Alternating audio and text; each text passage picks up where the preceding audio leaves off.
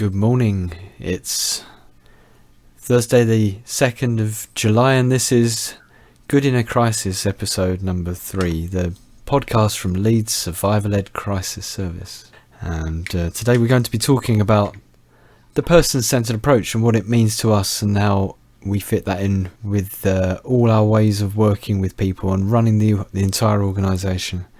My name's Barry, I'm the Dial House manager, and with me again this week I have Simon. Good morning.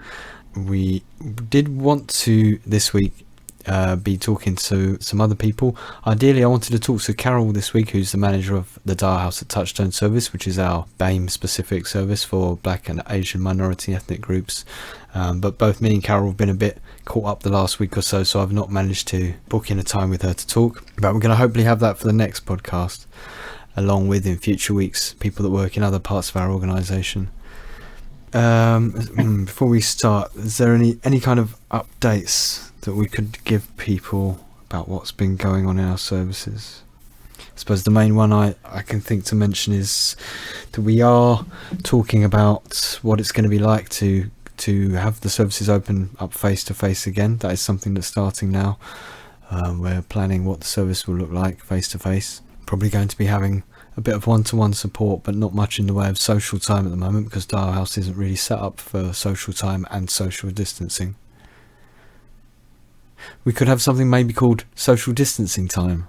Don't really know how that would look though. Don't think I have anything else major to bring in terms of service updates this week. Anything from you, Simon? Not really, no. I think that perhaps the people are anticipating now with the lockdown kind of easing up when we will be opening up and what that will look like. Mm-hmm. There's certainly been an increase in people contacting me to ask about this, both staff and visitors.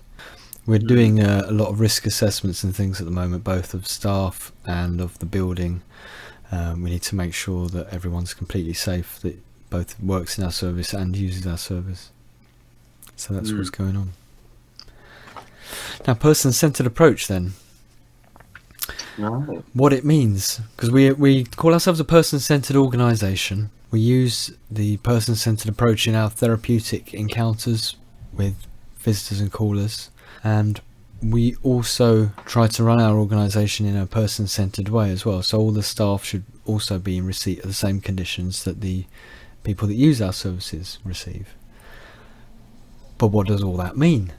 You know, it's a little bit jargonistic. So I wanted us to break it down and talk about what that means for either people that want to use our service or people that are just interested. I think, Simon, you'd be a good person to perhaps give an overview of different models therapies might use. I mean, just as briefly as you can. That's quite a face you're pulling there. So what does it mean we work in a person-centered way? What's a person-centered intervention? What can people expect when they ring us up? Well, I guess I can speak about what it means for me. Go on then.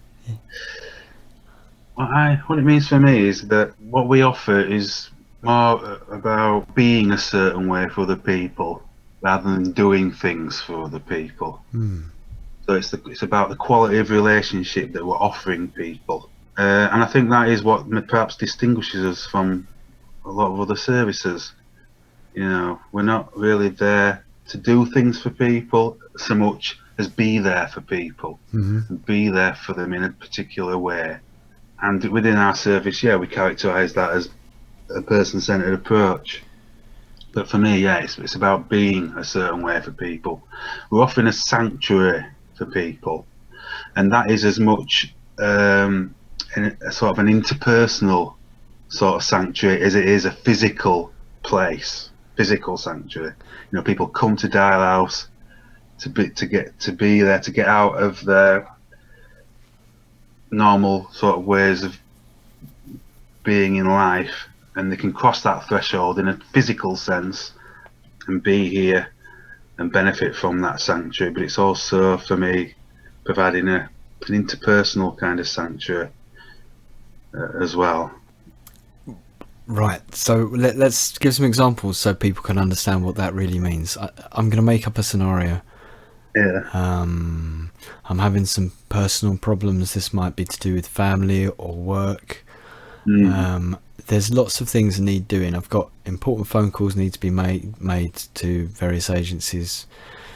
Perhaps I've got no credit on my phone, so I can't make these calls.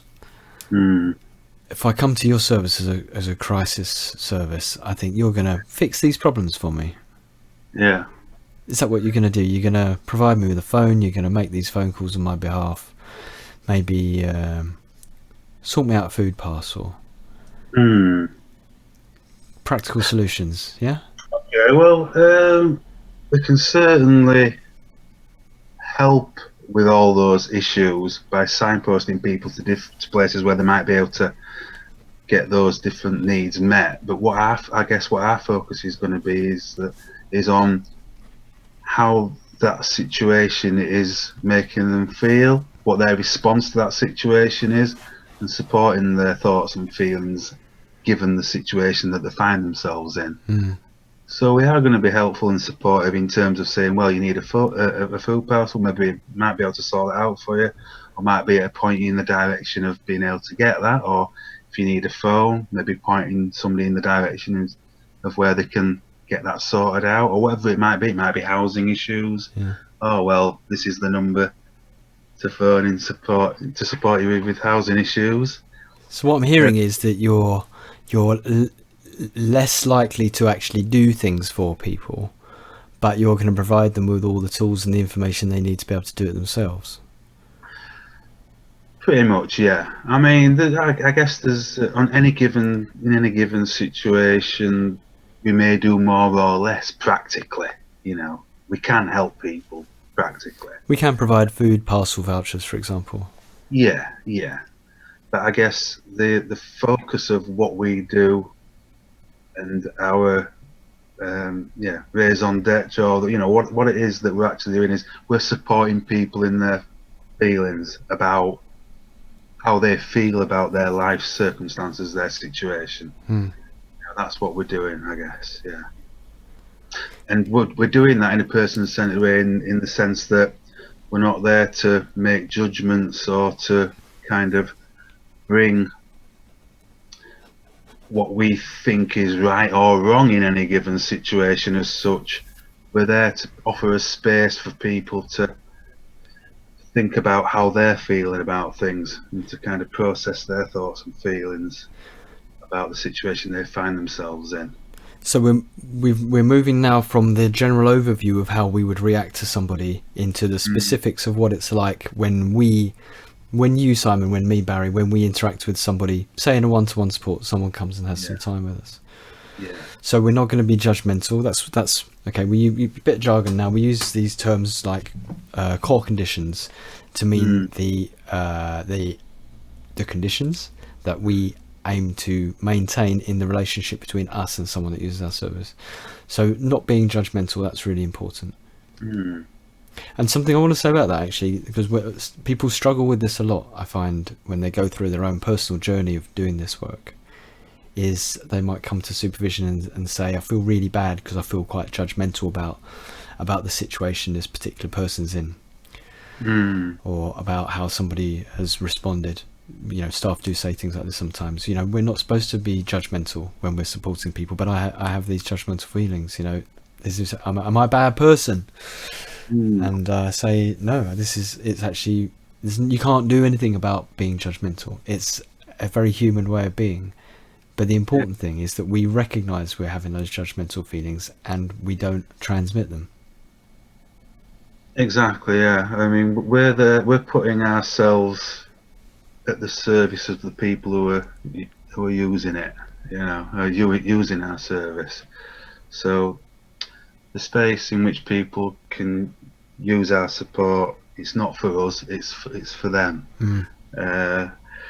So yeah, I'm reminded of there's a phrase in the safeguarding world. I was on a safeguarding course a while back. It's around capacity, people having capacity. Has someone got capacity to make this decision? Right.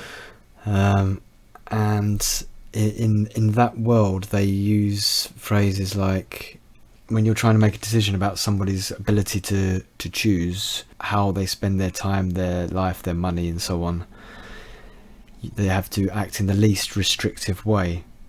Right. And they also say that people have a right to make poor decisions or unwise decisions. You know, just because somebody chooses to live their life in a way that we think that might not create the best outcome for them in terms of their relationships with other people or even their bank account. Actually, it's really important to let people make those decisions for themselves, as long as they're not being clearly abused by somebody else in a position of power, or they're not doing anything that's illegal. If they want to go bungee jumping, that's ultimately their choice. Yeah, I mean, and we're not there to offer advice as such. We're there to empower people to make decisions about their own life. And this is where the next core condition, bit of jargon, comes in, which is the principle of non directivity. If somebody comes in talking about wanting to bungee jump, and we think, well, I wouldn't do that. Actually, you've already said that you're worried about doing dangerous things, so it probably won't be that good for you. I don't know why you're driven to go bungee jumping, but they want to do it. Actually, that's our stuff. That we think it might not be the best thing for them, and it's not something we choose to do. If they want to talk about bungee jumping and going bungee jumping, we would support them to do that. Absolutely. I mean, that's a bit of a random example. People don't come talking about bungee jumping very often, and I just wanted to make it really clear what I mean, because personally I'd never go bungee jumping. You never been bungee jumping, Barry? No, but I take it you have. No, I haven't actually. No. So okay, let's take the situation whereby somebody's saying something, you feel a bit judgmental about it, you note that, you're wanting to be a bit directive and say, oh no, let's not talk about bungee jumping, let's talk about flower arranging, and then you catch yourself and think, actually no, their direction is bungee jumping. Yeah, so let's go with that. With that. So this brings me on to the next of the core conditions, which is the principle of empathy. Empathic understanding. Yeah. It's exploring a person's experience, isn't it? And giving them the opportunity to do that. But it's not about exploring my thoughts and feelings, my world, my experience. It's providing a space for people to do that for themselves. And getting up close to that and kind of seeking to understand that for ourselves, so we can together bring some clarity to what a person's thinking and feeling, and what decisions they might have in front of them, and what options they have for themselves. There's a phrase which is used to describe what empathy is, which is to walk a mile in somebody else's shoes. Right. Yeah. So we're trying as much as possible to not see things from our point of view, but to imagine what it's like to be in someone else's shoes for a mile or for an hour. What else do we try to do? What other conditions? Oh, there's unconditional positive regard, which is shorthand for believe that everybody is doing the best they can with the tools they have available to them, and that their intention is good. So again, if you feel quite judgmental towards something you're being told, you can think, well, actually they've been through some tough times, they've had to develop some coping strategies, maybe things that I don't necessarily think are healthy coping strategies. Could be drinking, could be smoking, could be other things, but actually that's what they've needed to do to get through these difficult situations. And that's empathy and unconditional positive regard go hand in hand, really.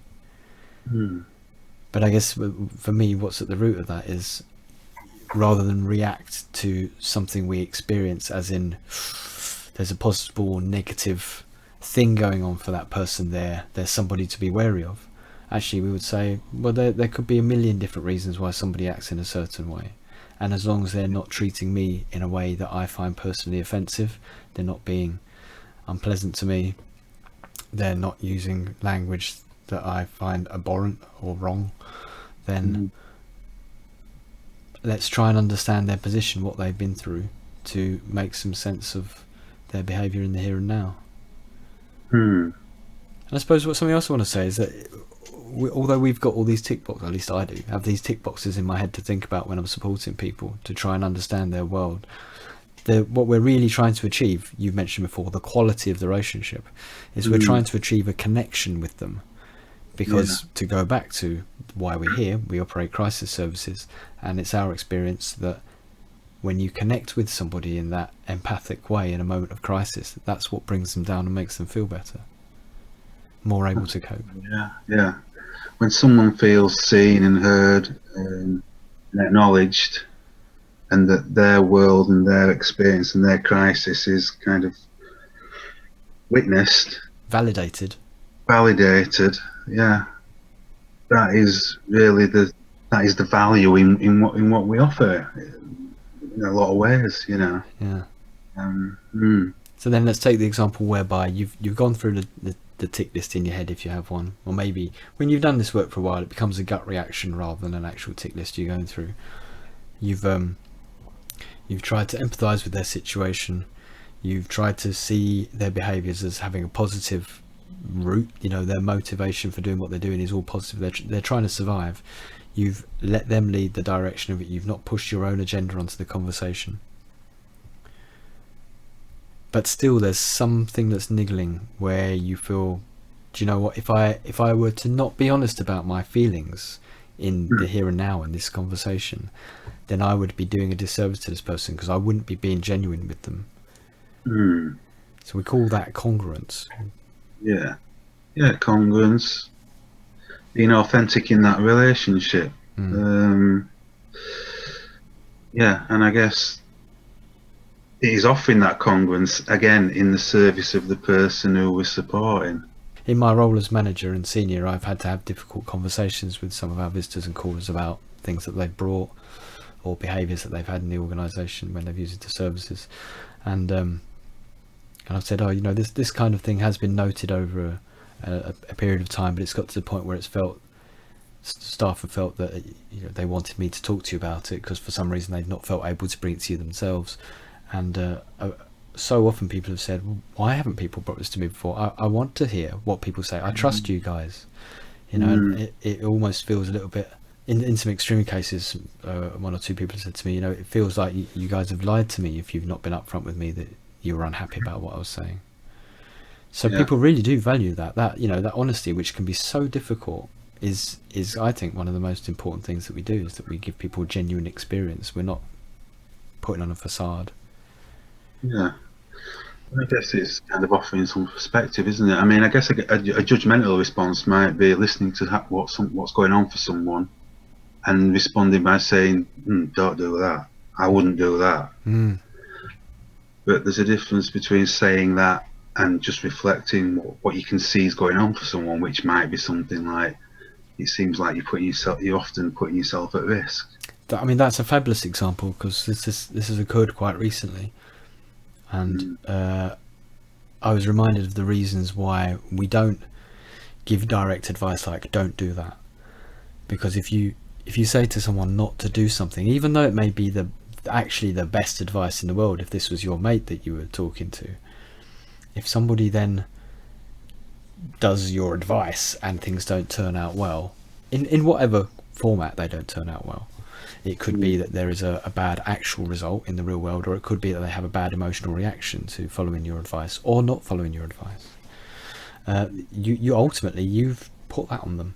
And I think really, aside from the fact that we're creating a real experience, a real interaction for people, we've got a tremendous amount of power, because people come to us in crisis very vulnerable, and people are very impressionable at that time. So I think it's really important that we do not implant our values onto them, really.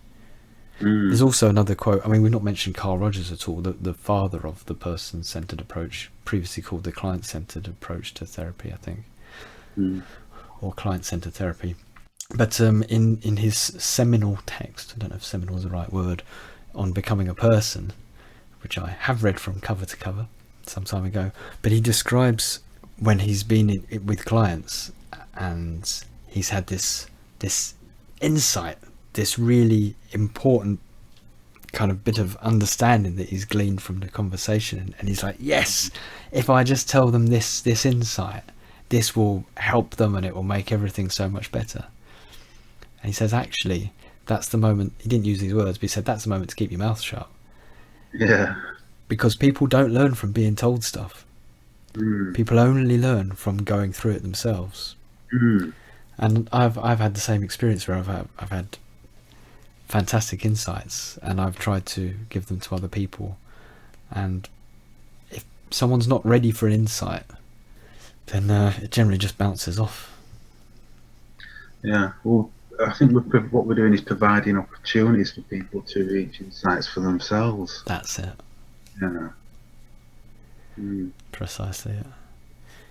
I'm going to have to finish this quite soon because I've got another meeting to attend to. But I hope this was a useful overview of some of the details of what we do.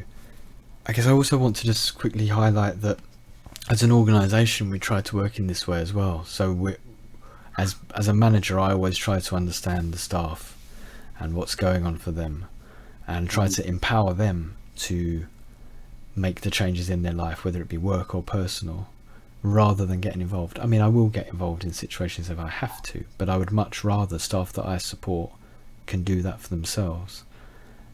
And everything that we do, including our interactions with other organisations, we try to do in this way. There's a limit, of course, because the world is actually very busy, and when you connect with other professionals in meetings, we attend professionals meetings, CPAs, things like that, you sometimes have to be a bit pushy in putting your point across. And if you spend all your time listening empathically to other people, you never end up speaking.